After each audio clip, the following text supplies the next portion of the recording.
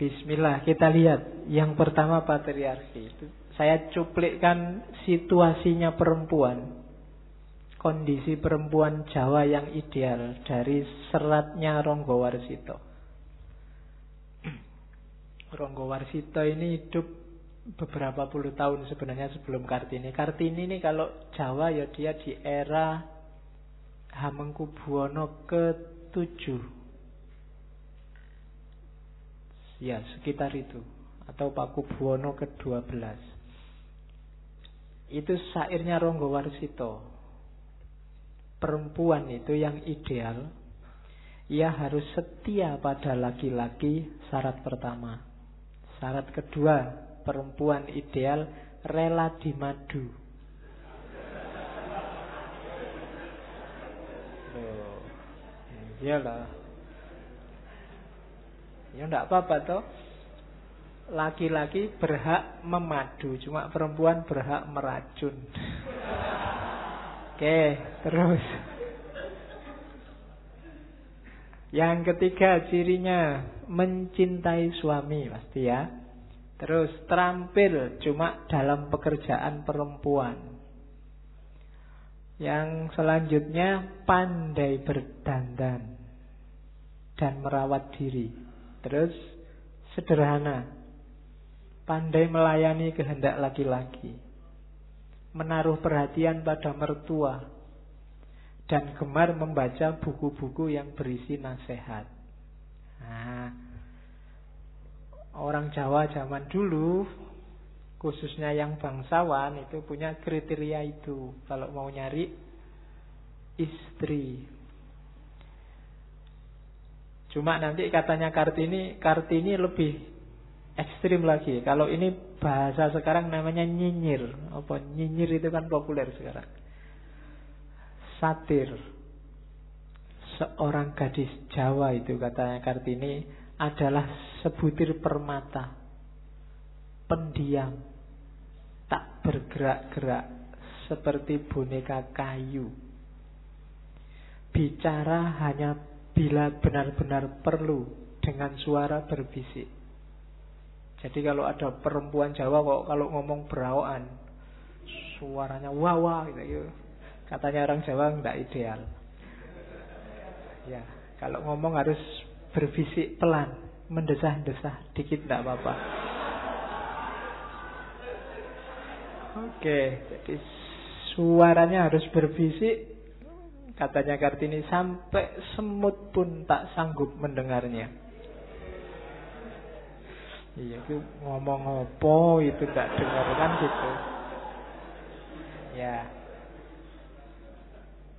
Berjalan setindak demi setindak seperti siput. Jadi tidak boleh perempuan jalannya begagah terus, jalannya harus pelan-pelan setindak-setindak. Tertawanya halus tanpa suara. Gak boleh wah, gak boleh. Tanpa membuka bibir, apalagi wah, buka bibir aja gak boleh. Oke, kenapa? Karena gak boleh kelihatan giginya. Sungguh buruk niat kalau giginya tampak seperti luwak. Ya, itu nyinyirnya Kartini pada tradisi bagaimana orang melihat perempuan yang ideal. Kategorinya semua kategori fisik. Tidak ada yang kategori pinter kah, cerdas kah. Pokoknya semua dilihat dari fisik. Cara jalan, cara senyum, cara semuanya kategori-kategori fisik. Itu yang dihadapi oleh Kartini. Termasuk yang dari Ronggo Warsito tadi. Wanita Jawa ideal. Nah, itu problem. Oke. Problem patriarki. Nah, kegelisahan besarnya Kartini itu ya kegelisahan perempuan. Khususnya sebelum dia menikah. Nanti setelah dia menikah, mungkin karena dia dipoligami juga, awalnya dia berontak, lama-lama adaptasi, jadi perjuangannya geser, tidak lagi memberontak poligami tapi memberdayakan perempuan. Itu kegelisahannya Kartini. Perempuan Jawa itu yang bikin Kartini galau, ndak punya jalur lain dalam hidupnya selain kawin. Titik. Tidak bisa dibayangkan perempuan jadi apapun selain jadi istri. Termasuk perempuan bangsawan.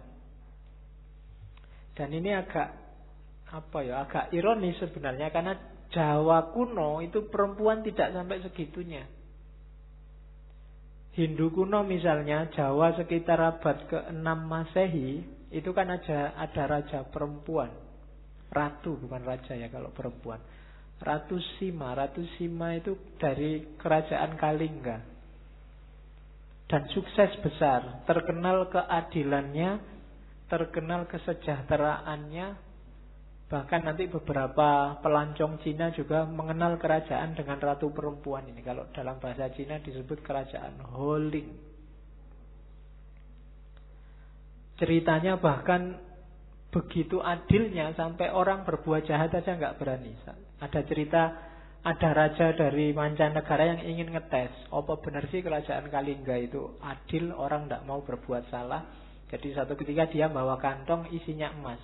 Kantong ini ditaruh di perempatan, kayak perempatannya masjid itu, taruh di tengah-tengah situ. Dia ingin lihat ada yang nyentuh enggak. Ditunggu 1 hari, 2 hari, 3 hari, enggak ada yang nyentuh. Akhirnya dia pulang. Dan emas di kantong itu tetap ada di situ. Sampai 3 tahun. Ceritanya begitu. Jadi ada emas keleleran 3 tahun. Tidak bayangkan ya di sini kalau di perempatan itu ada. Yang punya masih ada mungkin sudah hilang emasnya. Itu sampai 3 tahun. Sehingga sampai ceritanya satu ketika ada putra mahkota, anaknya Ratu Sima sendiri, iseng. Emas itu disentuh-sentuh, disenggol-senggol pakai kakinya. Ada yang lihat, terus dilaporkan. Sidanglah Ratu Sima dan para pejabatnya. Tidak boleh, ini barangnya orang, tidak boleh ada yang boleh nyentuh. Ternyata yang nyentuh putra mahkota. Dan akhirnya diputuskan karena barang meskipun nggak diambil tapi disentuh, karena nyentuhnya pakai kaki, maka hukumannya adalah potong kaki. Dan itu di sejarah banyak diceritakan. Itu Ratu Sima, perempuan. Jadi ketika ada tradisi semacam itu Kartini prihatinnya luar biasa. Kok sekarang perempuan tidak dipercaya jadi apapun selain jadi istri? Satu-satunya jalan, katanya Kartini, bagi gadis Jawa, terutama bagi kalangan ningrat, adalah perkawinan. Sebenarnya seandainya begitu toh tidak masalah juga. Tapi apa yang terjadi dengan perkawinan yang mula-mula oleh Tuhan ditentukan sebagai tujuan tertinggi bagi wanita? Perkawinan semestinya merupakan panggilan suci, telah menjadi semacam jabatan. Kenapa Kartini menganggap jabatan? Jabatan yang harus dikerjakan dengan syarat-syarat yang merendahkan dan mencemarkan bagi wanita-wanita kita. Yo kayak tadi, ada parameter-parameter, kriteria-kriteria, kemudian kalau sudah nikah ada tugas-tugas wajib yang harus dilakukan. Ini kayak jabatan. Atas perintah bapak atau paman atau kakaknya, seorang gadis harus siap untuk mengikuti seorang laki-laki yang tidak pernah dikenalnya. Jangankan pacaran, kenal aja ndak. Yang tidak jarang telah mempunyai istri dan anak-anak. Seringkali malah begitu. Apalagi di kalangan bangsawan. Apalagi yang nanyain levelnya bangsawan, yang ditanyakan orang biasa. Itu jawabannya tidak mungkin tidak, pasti ya. Pendapatnya tidak ditanya, ia harus nurut saja. Jadi itu kegelisahan pertama seorang Kartini. Dia protes. Kok perempuan hanya bisa jadi itu? Toh kita sama-sama manusianya. Tidak boleh jadi yang lain. Itu pun di situ dia posisinya serba kalah. Jangankan bantah, komentar aja tidak boleh. Pokoknya harus manut yang laki-laki, bapaknya, kakaknya, atau pamannya. Itu yang dikomplain oleh perempuan. Meskipun nanti dengan sangat terpaksa Kartini harus jadi istri yang juga dipoligami. Itu kalimatnya Kartini waktu dia mau dinikahkan. Saya putus asa. Dengan rasa pedih, perih, saya puntir-puntir tangan saya menjadi satu. Apa ya, membayangkannya mungkin dia pokoknya gelisah. Tangannya dipuntir-puntir sendiri. Sebagai manusia, saya merasa seorang diri, tidak mampu melawan kejahatan berukuran raksasa itu. Dan yang, alangkah kejamnya. Terus dia ngeritik, dilindungi oleh ajaran Islam dan dihidupi oleh kebodohan perempuan. Yang muslim gak boleh tersinggung. Ya, karena kan memang seringkali justifikasinya poligami itu kan pakai dalil. Dihidupi oleh kebodohan perempuan yang jadi korbannya. Meskipun nanti belakangan Kartini baru sadar sebenarnya Islam itu tidak sekejam itu. Cuma dia tidak ngerti aja. Karena nanti belakangan dia ketika sudah paham Islam, dia baru ngerti indahnya ajaran Islam. Di antara gurunya nanti Kiai Soleh Darat yang dari Semarang. Saat aku membayangkan mungkin suatu nasib akan menimpa saya, suatu siksaan yang kejam yang bernama poligami itu, saya tidak mau. Mulutku menjerit, hatiku mengembangkan jeritan itu ribuan kali. Ini surat pada istrinya Van Kool, pejabat Belanda saat itu. Jadi suara hati Kartini yang memberontak saat mau dipoligami.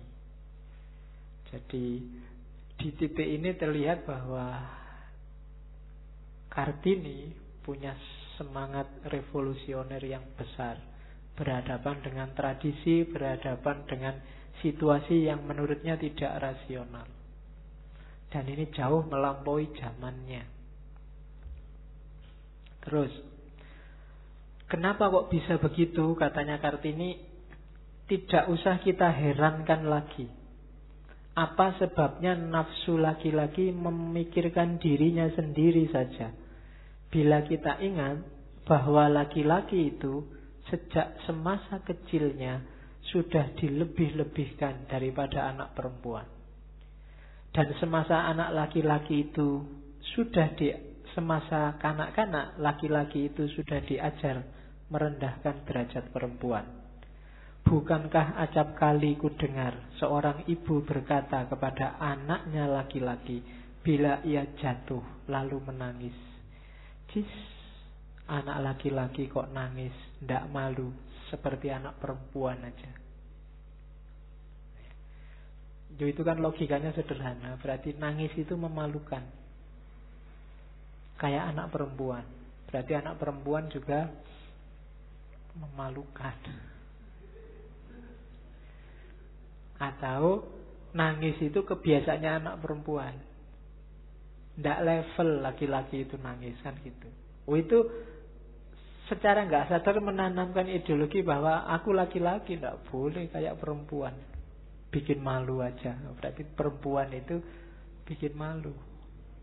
Dan tradisi semacam ini ndak sadar, tapi kita secara nggak sadar bahasanya Kartini menanamkan kejahatan terhadap perempuan dalam diri laki-laki, menanamkan egoisme laki-laki. Jadi ya ndak heran budaya patriarki yang meminggirkan perempuan ini terus subur terus. Wong memang kita yang mupuk. Perempuannya sendiri ngajarin anaknya semacam itu. Jadi orang ditindas, dia tidak sadar ditindas, malah melanggengkan penindasan itu, diwariskan. Kartini nanti banyak diskusi sama ibunya, ya dia banyak tidak puas meskipun ibunya nyuruh sudahlah manut aja, pasrah aja. Tradisinya memang begitu. Dan Kartini nggak mau. Oke. Terus kegelisahannya Kartini yang pertama. Kegelisahannya yang kedua, saya bilang tadi dia cerdas dan peka secara sosial, peduli secara sosial. Dia tidak cuma mikir tentang perempuan, dia juga melihat rakyat ini luar biasa sengsaranya. Masa kita mau menang-menangan sebagai bangsawan? Ada banyak surat yang menceritakan sengsaranya rakyat. Indonesia, apalagi Jawa itu kan zaman Belanda itu memang puluhan tahun, hampir ratusan tahun sengsara. Waktu Mataram pecah awal abad 19, itu kan VOC masuk. Terus tidak lama terjadi perang Diponegoro. Perang Diponegoro, kasnya VOC, kasnya Belanda terkuras, hampir habis. Padahal perang itu kan cuma sebentar, 5 tahun. Ya, kalau ditulis 1825 sampai 1830. Ada yang bilang cuma 5 menit itu Pak, 1825 sampai 1830. Itu 5 tahun. Sama kayak NU berdiri habis sisa 1926. Oke. Setelah Belanda kalah perang, nanti yang dikirim jadi gubernur jenderal ke Jawa itu Van den Bosch. Nanti Van den Bosch itu punya kebijakan namanya Kulturstelsel. Kulturstelsel itu aturannya kelihatannya tidak terlalu merugikan, tapi prakteknya sangat merugikan. Kulturstelsel itu penduduk yang punya tanah 20% tanahnya ditanami tanaman-tanaman yang berkualitas ekspor, akan dibeli oleh Belanda. Ya termasuk kopi, nila, dan yang sejenis itu. Kemudian yang tidak punya tanah diwajibkan kerja nggarap tanahnya pemerintah Belanda yang 20% tadi, 20% dari setahun. Jadi sekitar 75 hari dibayari oleh Belanda. Yang tanahnya 20% dipakai oleh Belanda, tidak perlu lagi bayar pajak. Yang sudah kerja tidak perlu lagi bayar pajak. Tapi dalam prakteknya akhirnya apa? Meskipun aturannya 20%, jadinya 100%. Tanah harus ditanami sesuai maunya Belanda. Dan tetap bayar pajak. Yang tadi nggak punya tanah, bekerja hanya 75 hari, jadinya full. Setahun dia harus kerja wong nggak punya tanah. Bayarannya terserah Belanda dan tetap bayar pajak. Di situ nanti kita kenal namanya kerja paksa, kerja rodi. Berpuluh tahun, dan dari sini kasnya Belanda pulih lagi. Malah semakin kaya dia untuk membiayai perang. Sampai kemudian muncul tulisannya Multatuli itu, Douwe Dekker itu, Max Havelaar, tentang bagaimana sengsaranya penduduk Bumi Putra oleh hisapan Belanda. Terus muncul politik etis itu, sehingga orang Bumi Putra disediakan fasilitas termasuk pendidikan. Tapi masyarakat rakyat terlanjur miskin. Sekarang mereka tidak kuat lagi kerja, sudah tidak punya apa-apa. Diperas oleh era Kulturstelsel sebelumnya. Akhirnya satu-satunya jalan, tanahnya dijual. Akhirnya tanahnya hampir semua jadi milik Belanda, dikapling-kapling oleh Belanda, bahkan ngundang investor dari luar Belanda untuk memiliki tanah-tanah itu. Dan pekerja rodinya tetap rakyat. Jadi tetap sengsara zaman itu. Dan Kartini sangat prihatin. Bahkan nanti ada beberapa, termasuk tadi saya sebut Sultan Hamengkubuwono ke-7 itu, Dia dikenal sebagai Sultan Sugih karena dia yang menjual banyak sekali tanah untuk Belanda, untuk perkebunan-perkebunan yang sekarang kita kenal sebagai PTPN itu. Dan setiap tanah yang dijual nanti sekian ratus ribu gulden dia dapat. Dan Sultan Hamengkubuwono VII ini selirnya 18. Ya, zaman itu kamu gak usah heran, bangsawan zaman itu memang begitu ya. Permaisuri satu tapi selir banyak. Nyalai agama Pak? Enggak, kan istrinya cuma satu, yang lainnya kan cuma selir. Selir itu logikanya mirip kayak budak zaman Nabi dulu sebelum dihapuskan. Jadi ya diapain aja boleh. Selir. Oke. Itu kegelisahannya Kartini. Apa sebabnya orang Jawa menjadi begitu miskin? Ya karena misalnya pemotong rumput yang tiap hari penghasilannya hanya 10 atau 12 sen, itu pun kena pajak. Pajak pencaharian. Penggembala untuk tiap ekor kambing atau domba yang disembelih harus bayar pajak 20 sen. Penjual sate yang tiap hari jual sate mesti nyembelih kambing. Nyembelih itu pun harus kena pajak. Pajak pencaharian, pajaknya kambingnya juga. Jadi penghasilan mereka berapa? Tidak ada penghasilannya, hanya cukup untuk hidup. Kalau hanya cukup untuk hidup, jangan dibayangkan mereka mikir pendidikan, mereka mikir kemajuan.